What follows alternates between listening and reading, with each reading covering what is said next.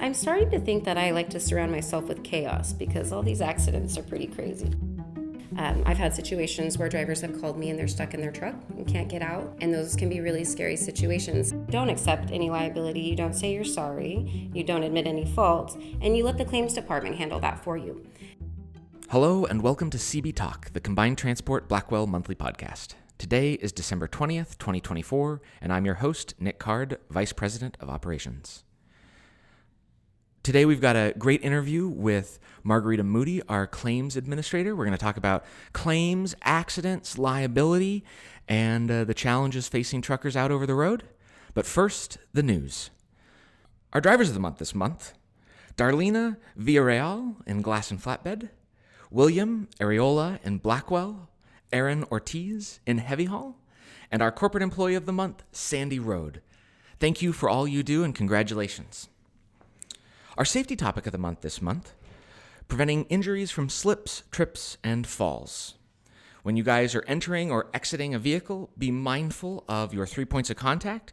Make sure you use handrails, and make sure you're wearing appropriate footwear for what you're walking on and the conditions that you're in. In the news this month, holiday travel. AAA is projecting 119 million people will travel 50 or more miles during the holiday period. That means our roads are going to be busy. This is the new record. Previous record was set in 2019. This means the empty roads from the COVID days are officially over, and we're back to setting new records for motorists on the highway. For holiday travel this month, 90% of holiday travelers will drive. So be mindful out there. Make sure that you keep your eyes open. Remember, a lot of holiday travelers, there's going to be kids in the car. They've got a place to go. The weather's bad. That brings out the worst in the driver. So make sure when you're out there, you watch for those four-wheelers and stay safe. Surprisingly, fuel prices are coming down. We've seen the national average for diesel prices dropping to $3.12. This is being attributed to colder weather, some remote work and online shopping, but it means, again, more cars on the road because gas will be that much of a cheaper option for everybody when they're traveling. Experts are projecting that the worst travel day is going to be Sunday, December 22nd. So if you guys are out there on the road that weekend before Christmas, that's when the congestion is going to be the worst. Experts are recommending to avoid peak morning and evening hours. If you have the option, if you're in areas with heavy commute traffic, try to get through those areas before the morning commute or after the evening commute. And now to our interview.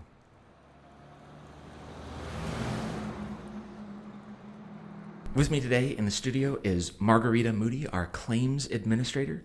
Margarita's been with the company 2 years. Before she came here, she spent a lot of time working in the nonprofit world. And she has a husband, a 6-year-old, a cat, so 3 kids is fair enough, right? That is correct. Margarita, really great to have you here. I want to start with today, you said you knew nothing about trucking when you first joined us. 2 years, I mean, as an industry, that's a steep learning curve. For us as a company with all the different specialized, that's a steep learning curve. I mean, how was it coming in and learning all that, and how'd you make it happen? And how are you feeling in your role today? Well, number one, I love my role. When I first started, I think I only cried maybe 5 times. But it's been a really good learning experience for me. It really has challenged me. I really appreciate the drivers. They've taught me so much. So if you ever talk to me on the phone and I ask you a silly question, it's because I genuinely don't know. But yeah.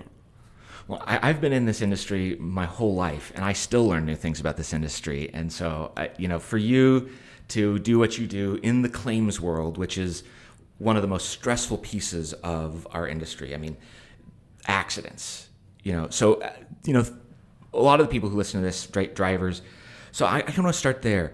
What are some steps for drivers? When we talk about the accident world and when they're there on the scene, they've been involved in an accident, what is it that a driver needs to be doing to make sure that they're safe, that they take care of the accident correctly, and they document everything for you? The first steps the drivers should be taking is making sure that they are wearing their high-vis that they are off on the shoulder if they can be, have their hazards on, have 3 reflector triangles with them at all times. Use those. We want to prevent another accident from occurring. Our driver safety is very important. We want our drivers to report the accident in real time because it tells us what we're going to do on the back end to protect the drivers and the company. Most important, too, is taking photos of the scene, documenting the scene, getting all angles of the vehicle, street signs, wide views, close-ups. All of those things are really helpful to me, especially when I'm handling the claims on the other side. So obviously, as part of being in an accident, drivers are in communication with us. I mean, what should that look like from your perspective? What is the right kind of communication? All right, so when our driver's involved in accidents and there is disabling damage to their equipment, to the other party's vehicle or property, the other party doesn't want to exchange information, situations, God forbid that there's an injury or a fatality, those are all situations that our drivers want to call 911 first before they call driver services. When those situations happen and we know that the authorities are on the way, we ask our drivers to take as many photos as they can, go over to the other party, make sure that they get their phone number, their first name, take a mental note of how many people are in the vehicle, and again, take as many photos as you can, wait for the authorities. One of the other things I always recommend to the drivers is that they don't accept liability for the accident. There could be circumstances that they are unaware of.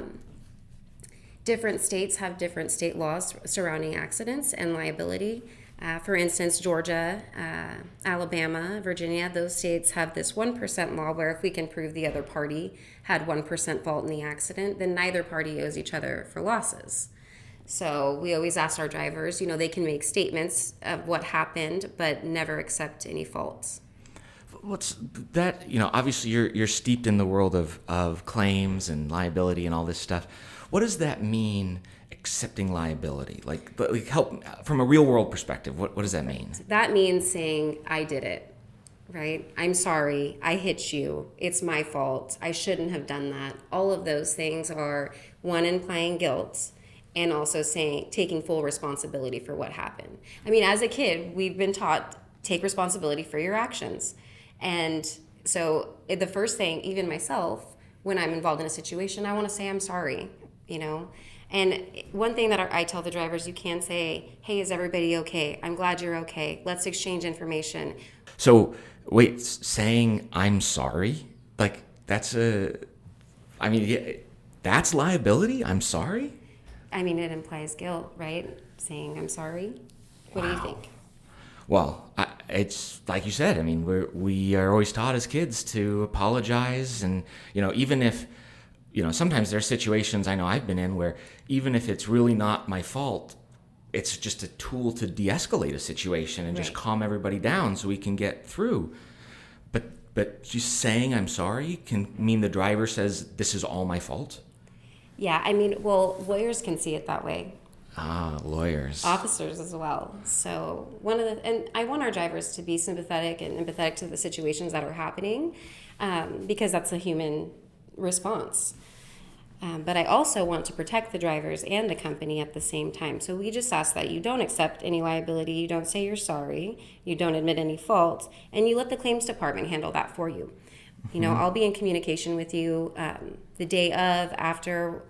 I will constantly communicate with you, and the more you want to know, I will let you know how the claim is going. And on some of these claims, I've seen it takes years for stuff to move forward. I mean, what do we have to do today to protect us, to protect the drivers years from now when this stuff finally shows up in a courtroom or a deposition? Yeah, it sounds like you're kind of talking about statutes too. Yeah, every claim is different. Once the accident happens and then we receive a claim, each one is different. I have a claim open right now from 2016. Wow, yes. 8 years? Major accident, multiple parties involved. There's a lot of investigation that happens. All states have different statutes of when you can file a claim with the other party. Mm-hmm. So, when attorneys get involved, they can prolong those statutes. And so there can be claims open for years. Now, there's also situations where drivers get involved in an accident. That week, I'm in communication with the other party. They file their claim, we pay it, and it's closed within a month. those are my favorite type of claims. The claims, Absolutely. yeah, the claims that get drug out for a long time, they seem to be the most expensive type of claims. So obviously the best claim, I mean, from your perspective, yeah, obviously a claim that closes quickly, but I think overall the best claim is one that doesn't happen, right? Amen. So how does, for a driver, what are some of the tips that you could offer for a driver to help avoid that kind of a situation in the first place? Yes, absolutely.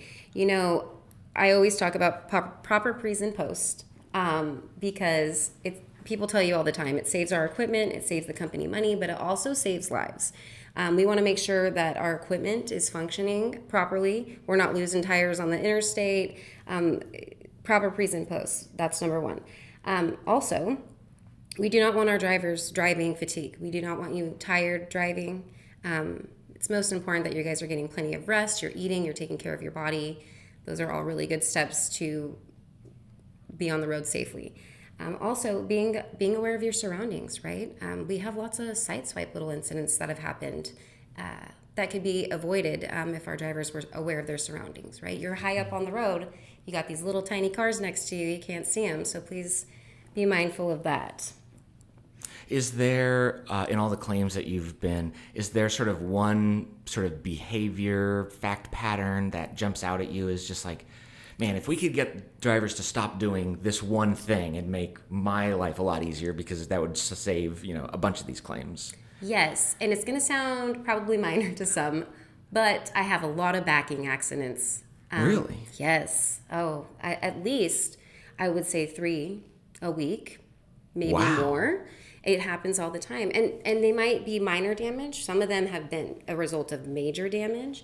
But yeah, backing has been a struggle for all of our drivers. Interesting. Mm-hmm. I'm assuming that means we're backing into things. Is that what's happening? Most- So you don't know where your trailer is and what's behind you. Is that pretty much the issue there? Yeah, it could be lack of experience too. Maybe our drivers need some more practice on backing. Usually happens at the consignee or the shipper or these truck stops. Our drivers are tired when they get to the truck stop. They're ready to get in and take a shower, eat some food. They're in a hurry. And then all of a sudden, their trailer's in the front of somebody's truck. Crunch. Well, hopefully that this can help avoid some of those claims, because And if you need help backing and more experience, you have your driver supervisors, reach out to them, reach out to your dispatchers so we can get you some more assistance. Awesome. Training, if you will. Shifting gears here a little bit, obviously there's the claim process. We've been in an accident, we go through, we take care of that, but unfortunately, not all of the claims stay there. Some of them turn into litigation, and so from your perspective, what does that sort of liability picture look like? What should we be doing? What should drivers be doing to help reduce their risk, to help ensure that we don't have to end up going to a courtroom and or causing risk for our driver and their licensing? What does that liability picture look like, and how can drivers be proactive in protecting themselves? Right. First thing, we don't get into accidents. That's number one rule. Yeah, absolutely. But if it does happen, I think it's really important what we do right post-accident, right? I think the most important thing is we go over and we get the other party's information. We want their phone number. We want to know their name. We want to reach out to them. We want to help minimize the cost of the claim by getting their information so that we can contact them immediately and settle these claims right away. Once the other party gets an attorney, we can no longer make contact with them. We strictly can only speak with their attorney. So another way that our drivers can protect themselves is after they're involved in an accident, especially with passenger vehicles, if an attorney reaches out to you, if an insurance company reaches out to you, if somebody that you don't know reaches out to you and they're asking you questions about the accident or information about their insurance or their license, anything like that, you need to direct them to our claims department. Feel free to give my email, phone number to anybody, and I will take care of it for you. You don't have to discuss any of that information with the other party or their attorney. That is something that we'll do for you. And if you are involved in an incident where it is going to litigation or trial, our insurance company will hire attorneys to represent the company and our drivers. So the drivers are protected as part of that process through our insurance company. Yes, then. absolutely. And let's say that you were involved in an accident last year and you were under our authority working for Combined Transport. If we receive, a letter of representation from an attorney years later and you're no longer working with the company, we will still represent you because you were working with Combined Transport at the time of the accident. Okay. So that's why it's, I guess, that extra important to be able to do the stuff up front correctly. We collect that information that helps us build a case, and then we have an attorney that's able to protect all of us that are involved to make sure that, we're controlling the situation, basically. Exactly. So really, you'd mentioned like attorneys reaching out to our drivers directly. I mean, like if we're not supposed to talk to the other party, what gives them the right to do that? I mean, that sounds kind of sketchy to me. Like, Yeah, they're sneaky little slies. Yeah, it doesn't seem right, but they do, and it has happened. And I typically call the drivers after a major accident, especially involving a passenger vehicle, and I let them know, like, if this does happen, please have them reach out to me. Just say that you don't want to answer any questions, refer them back to me. gotcha. I know there's been a lot of news about trucking lawsuits and verdicts. We saw a massive verdict in the case of the underride guard against utility. It seems like some of these lawyers are getting really good at pinning all sorts of things on trucking companies, on vendors, on all this stuff. From your perspective, I mean, are you seeing that get worse and worse on the claims? I mean, I know you've only been in this 2 years, but like 2 years is a long time, especially in post-COVID world. So. Absolutely. And yes, so I guess I'm pretty nosy sometimes, and I really like to read some of the testimony from some of our older claims. Lawyers have this really fun way to prove that the carrier or the driver is negligent somehow. We did something wrong. Our driver did something wrong. That's what they want to prove. So even if our drivers are involved in accidents that we are clearly not at fault for, the other party can still get an attorney and sue us. And it has happened. And attorneys are trying to find what we've done wrong. So what they're going to do is they're going to say, hey, Combined Transport, we want to see all your maintenance records. We want all of your driver's logs. We want to see if your drivers are, not... that all of their hours of service are in line, right? So all these things we express to the drivers, like, hey, make sure you're running legal, make sure you have all of your information with you, make sure you're not going over your hours. We tell you those things because if you're involved in an accident and the other party sues us, all of that stuff is going to come out. So I was reading some testimony on an accident that had happened with one of our truck drivers, another trucking company in a small van, and the other party's lawyer was able to prove that this other trucking company's truck should not have been on the road because it was derating 2 hours prior to the accident. Now, the van was found at fault for the accident, but because that truck shouldn't have been on the road, they lost in court. Wow. So, yeah. Wow. That's terrifying. Mm-hmm. Even though it's not like we're doing this, we're being safe, we're doing what's supposed to be being done, but because they can come up with some a maintenance derate issue, yeah, they turn that into a liability issue. Wow. Yeah, the truck should have been in the shop is what they said. And they were able to win on that in court. Yes. Wow. And they're not small verdicts, especially when you're going to trial and you're, yeah. I mean, what are we talking about here? Is this that one? I think was $7 million. I mean, this was the other trucking company's testimony that I was reading, but $7 million is what they settled, or what was the verdict? Excuse me. Yeah. So wow. I mean, and so those verdict numbers been getting bigger? Like, well, I don't know if that's specifically us, but like industry wide. In the last 2 years that I've been here, I would say yes. I mean, the public and these lawyers know that they can get rich off of motor carriers, unfortunately. Some states have higher verdicts, and it's just they have different state laws, the way that they can argue with the other party. The attorneys just have these fancy ways. I can't really explain it, still learning a lot on it, but wow, they are getting bigger. Yeah. Well, that's get rich quick on the back of a trucker. How about that?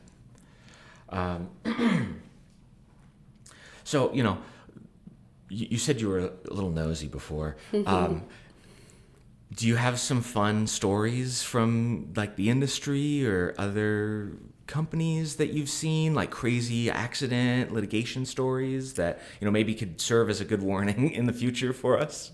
Well, yes, I'm starting to think that I like to surround myself with chaos because all these accidents are pretty crazy. But, our drivers witness a lot of accidents, and I think a lot of our drivers want to help, right? So our drivers will reach out to me and say, hey, I witnessed an accident. Can you pull the footage? Can we supply it to the authorities? And I will rightfully so do that because I want the good karma to come back around. I have seen some crazy accidents from our driver's dash cam.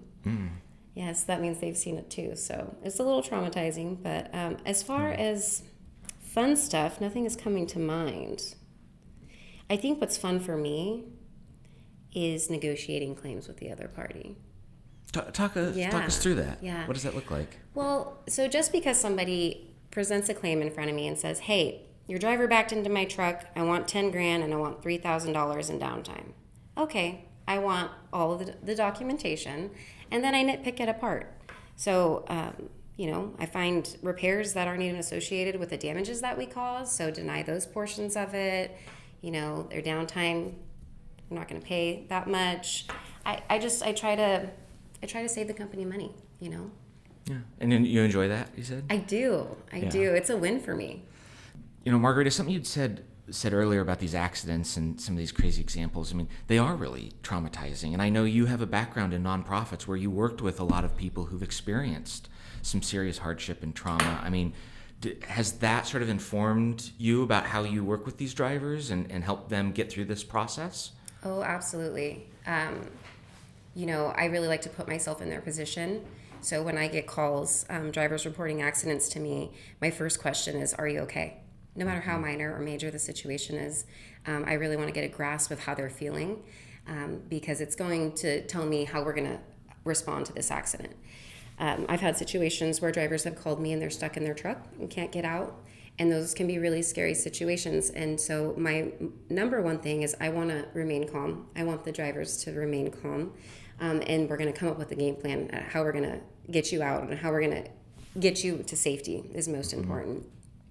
I'm a very sympathetic, empathetic person. And so there's been a few times where I've had to take some deep breaths, but I am here for the drivers 100%. And I will call you, and I might call you too many times.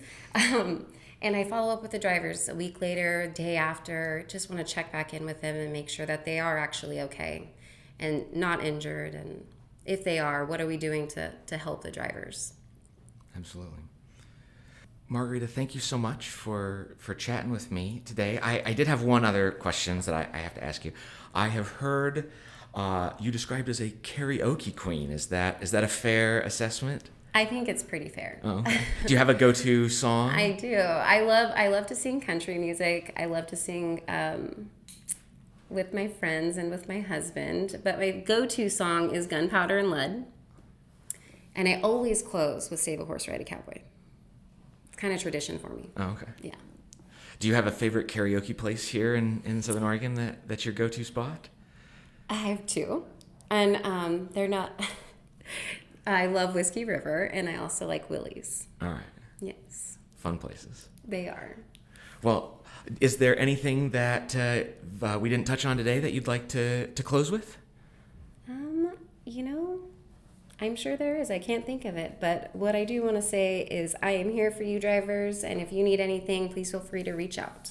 Well, awesome. Well, again, thank you so much, Margarita. If you remember those things, we'll probably have to have you back at some point because I've definitely enjoyed having you here. Thank you.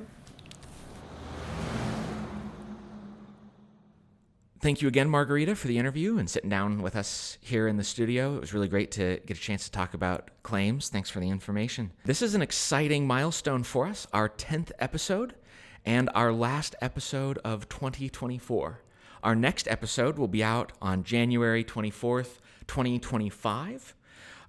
Jake Wells will be here with us in the studio, manager of the flatbed division. If you have any questions for Jake, send them to us via Facebook or email them to us at cbtalk@combinedtransport.com. Appreciate your participation. It is your engagement that makes this podcast work. Thank you for your time. Thank you for listening. And thank you for being a part of the Combined Transport team. Talk to you again in 2025.